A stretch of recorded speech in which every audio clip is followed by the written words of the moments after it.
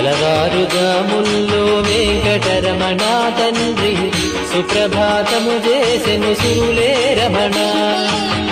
పంచామృతములతో వెంకటరమణ తండ్రి నిత్యాభిషేకములే నిత్యము రమణ. వజ్రమకుటంబుతోను వెంకటరమణ తండ్రి శంకు చక్రధారుడవే తిరుమల రమణ. మూడు నామాలతోను వెంకటరమణ తండ్రి ముల్లోకములు ఏదడి మూర్తి విరమణ.